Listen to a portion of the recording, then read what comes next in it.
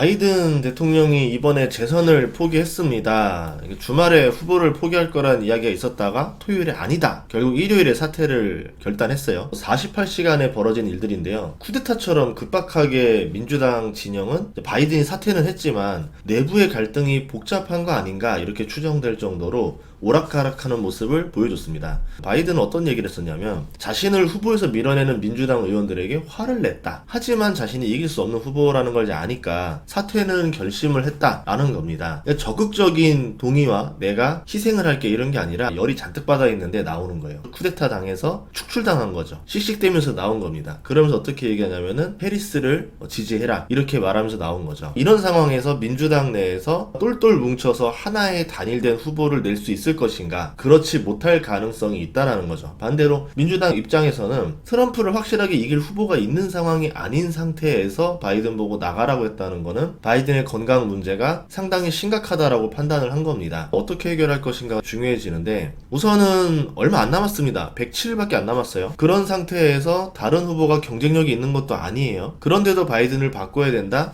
그러면서 민주당 유력 인사들이 모두 말하고 있는 겁니다. 이 세 가지 사실을 추론해 봤을 때 지금 민주당은 준비되어 있지 않다. 강력한 후보를 키워낼 시간도 사람도 없다. 만약에 여기서 바라는 건 당한 후보 하나 내놓고 트럼프가 실수라던가 사고를 쳐서 기회를 잡는 방법을 노린다. 이 전략밖에 없거든요. 아무래도 트럼프가 강경 발언을 많이 하는 사람이기 때문에 찬성 측도 있겠지만 안티도 상당히 많단 말이에요. 저번처럼 누가 또 총을 들고 암살을 시도할 수도 있다란 말이죠. 공화당 입장에서 트럼프가 사라지고 나면은 민주당을 이길 만한 후보가 또 마땅한 후보가 없습니다. 바이든은 해리스를 지지한다고 하는데 그 이유는 모인 자금을 쓰려면은 해리스를 대통령 혹은 부통령 후보로 넣어야 되기 때문에 지지한 것이 아닌가 이렇게 보고 있습니다. 왜냐면은 이제 선거 자금이 있는데 트럼프 쪽이 4천억 가까이 되고 바이든 쪽이 3,500억 가까이 돼요. 이 자금을 100일 안에 다시 또 모으기는 쉽지 않겠죠. 그런 의미에서 해리스를 지지한 거라 보고 해리스 자체가 여성이고 흑인이고 히스패닉 표를 가져오기 유리합니다. 그런 장점이 있는 반면에 인지도라던가 좀 강한 카리스마 면에서는 트럼프를 이기기가 어렵겠죠. 해리스가 여기에 있으면은 백인의 남성 이런 식으로 해가지고 조합을 짜야 되지 않을까 이렇게 보고 있거든요. 바이든과 해리스의 조합은 꽤 좋았는데 바이든을 대체할 후보가 누가 나올 것인가. 왜냐하면 선거라는 거는 최대한 많은 사람들을 포용해야 됩니다. 중도까지 최대한 포용을 해야 되는데 그런 의미에서 너무 한쪽으로만 쏠리면 안 되겠죠. 이런 상황에서 트럼프가 어떤 말을 했냐면요. 해리스는 바이든보다 더 쉽다고 말을 합니다. 좌파는 다 똑같은 말을 한다. 그러니까 민주당이 어떤 후보가 나와도 공약은 다 비슷하다. 그냥 걱정할 필요 없어 라고 말을 하는데 트럼프가 막말하는 걸로도 유명하고 그런 점이 단점이라고 보는 사람들도 있겠지만 저는 이런 점 때문에 트럼프가 제일 무서워요.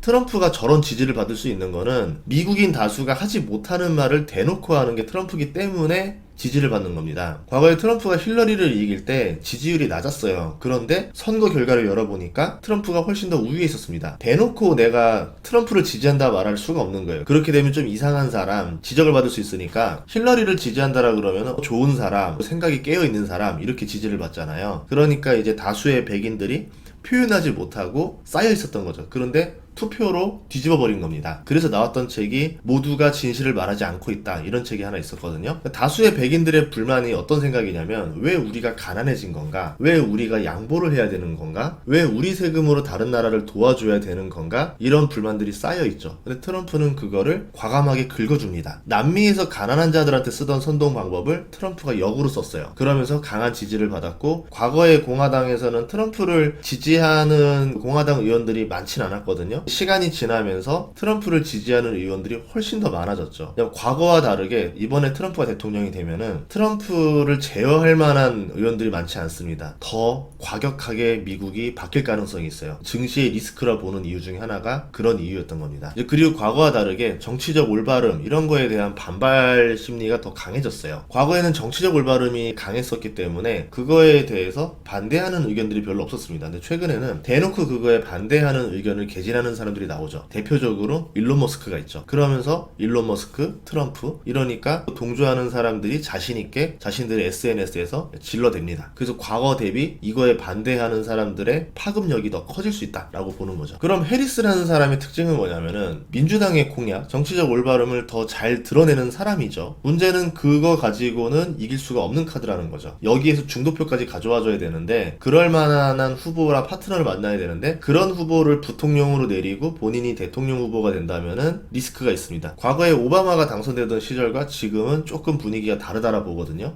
그리고 바이든은 자신을 지지하는 대의원들이 해리스를 지지할 수 있도록 해리스를 지지하면서 사퇴를 했습니다. 8월 19일 날 민주당 전당대회를 개최하는데 여기서 대통령 후보가 공식 지명이 돼요. 1차 투표에서 이제 선언 대의원이라 불리는 3,937명의 투표를 해서 후보를 결정하는데 과반수가 안 나오면은 당연직 대의원 739명 표까지 합쳐서 투표를 해요. 그렇게 해서 대통령 후보가 나옵니다. 한 달 뒤에 대통령 후보를 공식적으로 뽑기 때문에 아직까지는 해리스다 라고 볼 수도 없는 거예요. 그런데 재밌는 게 오바마가 바이든 사태에 대해서 최고의 애국자라면서 언급을 하는데 해리스는 언급을 안 합니다. 그만큼 민주당 내에서 후보가 확실한 사람이 결정된 게 아니다라는 거죠. 만약에 여기서 해리스를 지지하든 안 하든 간에 내분의 불씨가 될 수도 있기 때문에 애초에 언급을 안 했습니다. 거기다가 오바마의 아내인 미셸 오바마가 유력 후보로도 꼽히고 있는 상황이거든요. 그래서 언급을 안 하는 게 아닌가라고 보고 있습니다. 어쨌든 바이든 사태로 이번 선거는 트럼프가 매우 유리해졌는데 트럼프를 이길 만한 강한 지도자 후보가 보이지가 않아요. 민주당에서 트럼프를 이기고 싶다면은 굉장히 강한 카리스마를 가진 그러면서도 지지를 받을 수 있는 사람이 나와야 되는데 강한 카리스마라는 거는 다수의 의견을 대변하는 사람이 과감한 발언을 해줘야 됩니다. 그런데 민주당 구성상 다양한 계층들이 포진돼 있어요. 특정 계층을 대변하는 발언을 세게 할 수가 없습니다. 그런 면에서 카리스마에 밀리게 돼요. 어떤 후보가 있을지 모르겠지만 나중에 후보들이 나오겠죠. 그걸 보면서 판단해도 될 것 같습니다. 결국 한동안은 트럼프 발언에 증시가 휘둘릴 거다라고 보고 있는데요. 트럼프는 미국의 이익 관점에서 발언을 하는 겁니다. 굉장히 단순해요. 해외로 수출해야 되는 기업들은 리스크에 놓일 거고 투자를 한다면 미국 내수주들이 훨씬 더 낫겠죠. 관세라던가 수출 규제 리스크 있는 기업들은 피하는 게 좋습니다. 트럼프가 당선된다면 이제 전 세계는 강한 지도자 전성시대가 되거든요.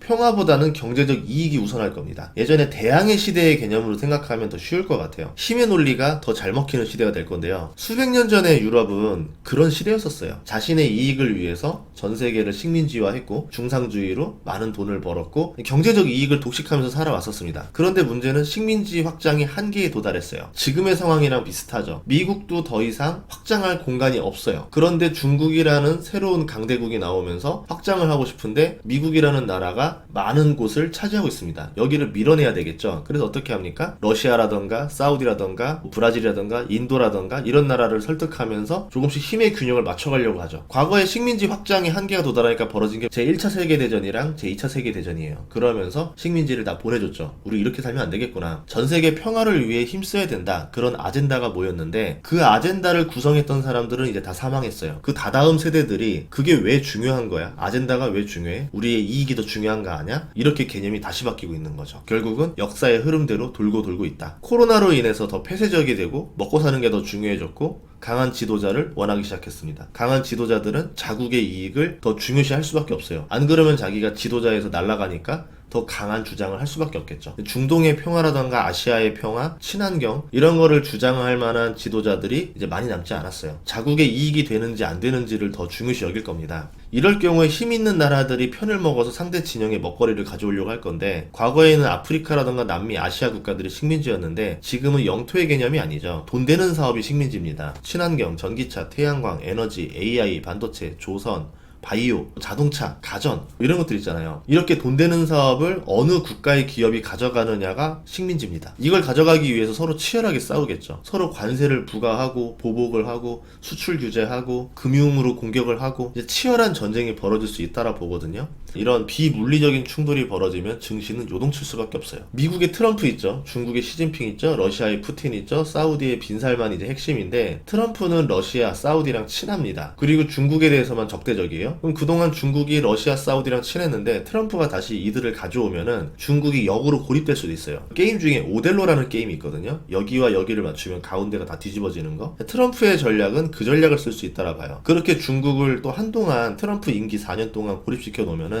한동안은 불안정하지만 그래도 평화가 이어질 수도 있지 않을까 이렇게 생각을 합니다. 이건 물리적인 평화라는 거지 경제적으로는 치열한 전쟁이 벌어진다는 얘기니까 안정된 경제 상황이라 볼 수는 없을 것 같습니다. 증시에서 불확실성을 되게 싫어한다는 단어를 하거든요. 증시 자체가 위험하기 때문에 안정적인 게 굉장히 중요합니다. 그렇게 되면은 중수익 중위험으로 쭉 갈 수 있는데 변동성이 심해지면은 고수익 고위험으로 바뀌겠죠. 규모의 자금을 굴리는 사람들은 그런 걸 좋아하지 않습니다. 안정적인 걸 좋아하죠. 그런 입장에서 투자에 대해서 좀 더 보수적으로 바뀌지 않을까. 그럼 과감했던 투자가 이제 좀 차익 실현을 하고 정리를 해야 되지 않느냐, 이런 관점으로 바뀌게 되면은 한동안 증시가 수급이 좀 빠질 수도 있지 않을까, 이렇게 예상을 합니다. 다음 시간에도 좋은 정보를 찾아뵙겠습니다. 구독과 좋아요 알림 설정 부탁드릴게요. 고맙습니다.